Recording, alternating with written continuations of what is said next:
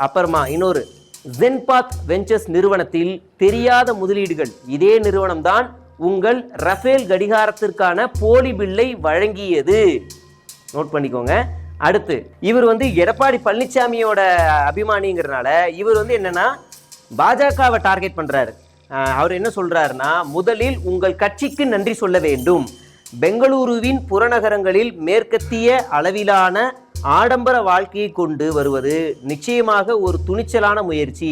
America England பயணங்கள் இதற்கு தூண்டுதலாக இருந்திருக்கும். முடிந்ததும் ஒரு இந்தியாவில் ஆடம்பர வாழ்க்கை ஒரு புதிய அளவுகோலாக மாறலாம்.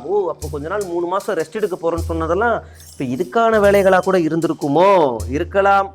நிறுவனம் LM14 வெஞ்சர்ஸ் LLB நிறுவனர்கள் அண்ணாமலை, அவரது மைத்துனர் கார்த்திக், சுவாமிநாதன், அகிலாவின் தம்பி மற்றும் கிரண் விஸ்வநாத் அவரது தனிப்பட்ட உதவியாளர், இப்படியான டீட்டெயில் எல்லாமே போட்டார். திட்டம், அதாவது இந்த ஃப்ளாட்டை விற்கிறதுக்கான அவங்க பண்ணியிருக்கிற திட்டம் என்னன்னா 246 அல்ட்ரா லக்ஸரி வில்லாஸ். நம்ம கனவுலையும் நினச்சி பார்க்காத மிகப்பெரிய வில்லாஸ். சென்னையில் கூட ரொம்ப விரலுற்றி என்ற அளவுக்கு தான் அந்த வில்லாஸ் எல்லாமே இருக்கும்.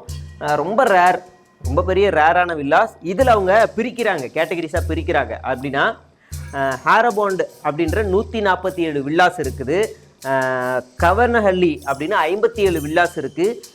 கீரஹள்ளி அப்படிங்கிற இடத்துல 42 வில்லாஸ் இருக்குது. இது எல்லாமே ஒவ்வொன்றுமே 9 கோடி. அப்போனா 246 இன்ட்டு நீங்கள் 9 கோடின்னு போட்டு பார்த்தா நம்ம அண்ணாமலை அண்ணனுக்கு எவ்வளோ வரும் அப்படின்னா 2214 கோடி அண்ணனுக்கு சொத்து மதிப்பு உயர போகிறது. அதை அப்படி இப்படின்னு பிரித்தா கூட எப்படியும் அண்ணனுக்கு ஒரு 1000க்கு மேலே கோடி சேரப்போகுது. ஏன்னா பார்ட்னரே மனைவியோட தம்பி அப்படின்னும் போது அவருக்கே முப்பங்கு வந்துடும்.